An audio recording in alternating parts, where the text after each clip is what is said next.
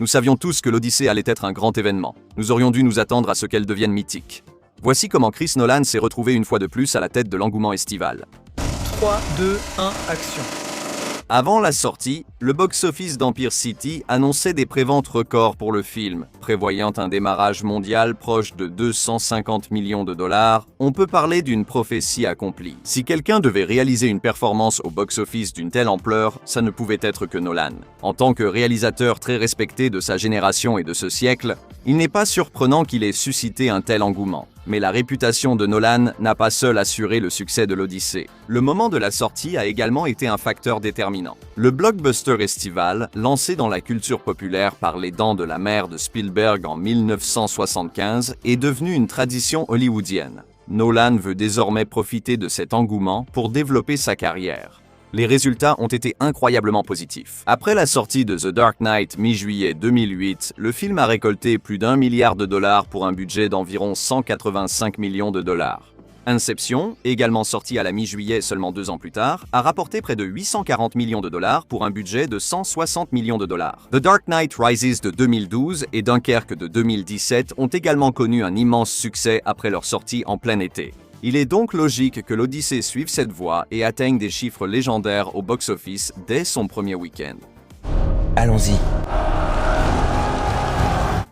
De plus, les critiques qui accompagnent ces recettes comptent parmi les meilleures reçues par Nolan dans sa carrière, ce qui est remarquable sachant que tous ses films ont été bien accueillis. Même Tenet, qui est sorti pendant le Covid et qui nous a autant déroutés qu'impressionnés. David Fear pour Rolling Stone s'est enthousiasmé. Ce que l'on retient de cette Odyssée, sûrement le meilleur Nolan depuis Dunkerque en 2017, c'est un émerveillement général. C'est l'un des films les plus dynamiques de ces dernières années. Brent Hankins de la Lamplight Review lui a donné 10 sur 10 et a écrit « Je suis allé voir ce film en m'attendant à un spectacle magnifiquement mis en scène. Ce que j'ai découvert à la place, c'est la preuve que Nolan reste l'un des seuls réalisateurs capables de transformer un film en un véritable événement. » Dans sa critique pour The Atlantic, David Sims a déclaré « Nolan livre avec l'Odyssée un blockbuster rare, une extravagance visuelle entièrement filmée en IMAX, à voir sur un écran géant. » Pourtant, le film reste une œuvre personnelle et exigeante. Ce ne sont que quelques extraits d'innombrables critiques enthousiastes. Avec de tels éloges incitant les gens à aller dans les salles du monde entier, il n'est pas surprenant que Nolan ait encore battu des records au box-office. Nolan a beaucoup évolué depuis ses débuts avec Following en 1998. Il maîtrise désormais l'art du thriller. Il a appris à nous retourner le cerveau d'une façon satisfaisante, même quand on ne comprend pas totalement où il veut en venir. Il a su créer d'excellents films de super-héros appréciés au-delà des fans de comics. Ce gars-là a même réussi à réaliser le film sur la Seconde Guerre mondiale ayant rapporté le plus d'argent de tous les temps avant de battre son propre record avec un autre moins de 10 ans plus tard, qui, comme nous le savons tous, s'est avéré bien meilleur qu'on aurait pu l'imaginer. Sérieusement, si ce gars peut rendre captivant un biopic de 3 heures sur un physicien théoricien mort, il peut tout faire. À quoi sert la théorie seule? Nous n'avions donc pas besoin de l'oracle de Delphes pour savoir que l'Odyssée réussirait au box-office. Après le succès écrasant et, soyons honnêtes, surprenant d'un film comme Oppenheimer, le public du monde entier en redemandait carrément. Et quand nous avons appris pour la première fois qu'il allait consacrer toute son énergie et ses ressources à une nouvelle vision grandiose d'une épopée adorée, impliquant la chute de Troie, des créatures mythiques et toutes sortes de merveilles visuelles dignes de l'IMAX, oui, il nous avait déjà conquis dès le début. Toutes les bandes annonces et l'engouement qui ont suivi n'ont fait que confirmer ce que tout le monde ressentait déjà. Comme nous le savons tous, les blockbusters de l'été ne sont en aucun cas garantis d'être des succès, surtout à l'ère du streaming. Est-ce que cela veut dire que tu vas revenir? Et si je ne peux pas?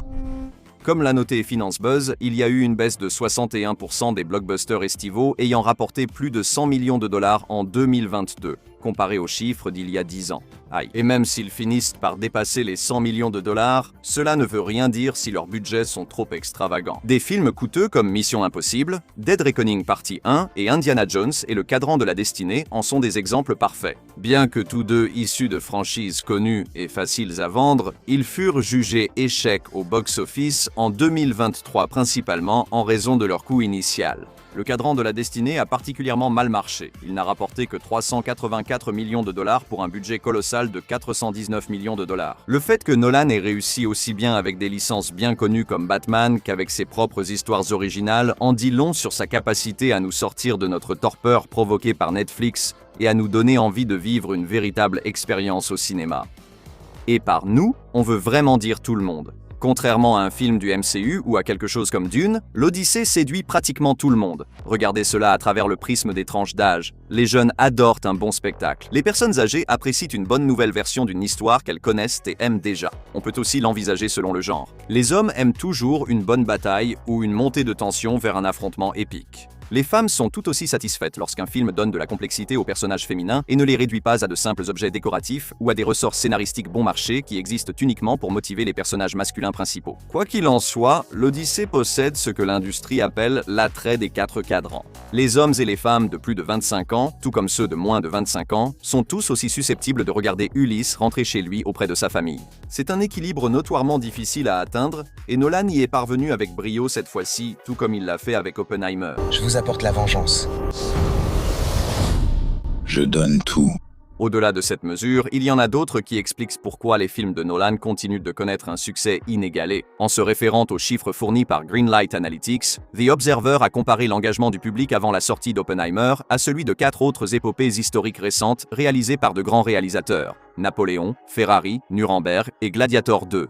Avec un niveau de notoriété de 53% et une intention de fréquentation en salle de 47% dans les jours précédant sa sortie, il a facilement surpassé les 3 premiers dans les 2 catégories. Gladiator 2 a égalé le film de Nolan en notoriété, mais n'en a pas approché le niveau d'intention, comme le montrent ses chiffres au box-office bien moins marquants. L'Odyssée, quant à elle, a égalé ou surpassé Oppenheimer dans presque tous les domaines. Avant sa sortie, son indice d'intention pour le week-end d'ouverture a augmenté de 17,4%, tandis que l'indice de format premium grand écran, indiquant la volonté de payer plus pour des séances IMAX ou 4K, a progressé de 3,4%. Notez aussi que le public a parcouru de grandes distances pour payer ses billets plus chers.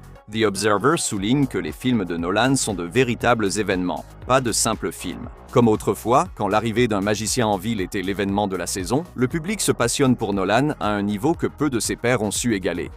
Personne ne pouvait se mettre entre moi et mon foyer.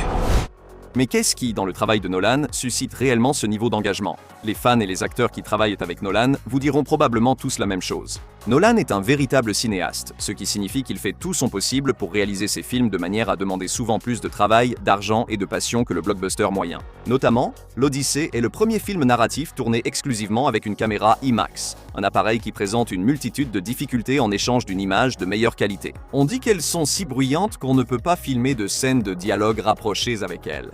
Dans une interview à GQ, Matt Damon a parlé des méthodes de Nolan et expliqué pourquoi l'Odyssée marque la fin d'une époque en raison des avancées de l'IA qui impactent déjà Hollywood. Il a dit: « C'était un film vraiment étrange pour moi, personnellement, dans le sens où j'ai ressenti presque de la nostalgie pendant tout le tournage, parce que ça me rappelait les films au début de ma carrière et je sais que ça va disparaître. Je savais que c'était ma dernière chance de faire cela. Je ne pense pas qu'on donnera encore longtemps aux gens les moyens de tourner des films de cette façon. Ce monde n'existe plus. » Nolan n'était pas d'accord lors d'une interview avec The Telegraph. Je comprends ce que Damon voulait dire, car il est vrai qu'il est rare aujourd'hui de faire un film de cette ampleur, avec un tournage mondial et un casting de milliers de personnes. Mais il y a un aspect défaitiste à voir les choses de cette façon avec lequel je ne suis pas d'accord. Je pense que le cinéma est vital, essentiel, et qu'il continue de se transformer. Nous avons toutes ces nouvelles voix talentueuses et jeunes dans le cinéma qui s'approprient le médium et le font avancer. Les jeunes voix évoquées sont Kane Parsons, réalisateur de Backrooms, et Cory Barker, réalisateur d'Obsession. Les 2 films ont battu des records au box-office plus tôt cette année et soutiennent la théorie de Nolan selon laquelle il existe toujours une soif d'œuvres authentiques créées par des humains auprès du grand public. Les gens réagissent aux réalisateurs réellement investis dans leur travail. Bien sûr, ni le battage médiatique ni le prestige ne sauvent un film d'un mauvais jeu d'acteur, il n'est donc pas surprenant que Nolan ait autant soigné le casting que le reste du film. Le film regorge absolument de talent, à tel point que dire que l'Odyssée a un casting choral est presque un euphémisme. Tu le sens? Tu le sens? Oui. Oui, je vais en prendre un peu. Matt Damon, qui s'était éloigné de ses habituels rôles de premier plan dans Oppenheimer, a apporté le charisme nécessaire à ce rôle principal. Nolan avait besoin de quelqu'un avec un attrait universel, aussi à l'aise dans un drame familial décalé que dans le rôle d'un assassin redoutable, ou dans ce cas, d'un roi guerrier grec endurci. Et peu de gens peuvent faire mieux que Damon à ce niveau-là. Il incarne littéralement Ulysse à la perfection. C'est aussi simple que ça. Zendaya fait partie de ces actrices omniprésentes sans jamais lasser. Après son rôle d'Athéna, il est difficile d'imaginer quelqu'un d'autre. Tom Holland, le mari de Zendaya, insuffle sa fragilité à Télémaque. On est bluffé par sa façon naturelle d'appeler Matt Damon « papa » et Robert Pattinson « putain ». Ce type est fait pour rôder autour de la famille d'Ulysse en son absence. Après l'avoir vu briller en Antinous, on aimerait le voir jouer plus souvent les méchants. Tu languis d'un père que tu ne connaissais même pas. Comme un petit bâtard génial. Sérieusement, tous les grands noms du casting ont fait leur part pour rendre l'Odyssée aussi spéciale que possible. Ce n'est pas seulement le jeu d'acteur qui a fait le succès de l'Odyssée, le marketing a aussi joué un rôle clé. Avant la sortie du film, ces acteurs étaient omniprésents, exploitant leur notoriété pour attirer les fans. Même les visages les plus connus doivent redoubler d'efforts en 2026 pour ne pas être oubliés par l'algorithme.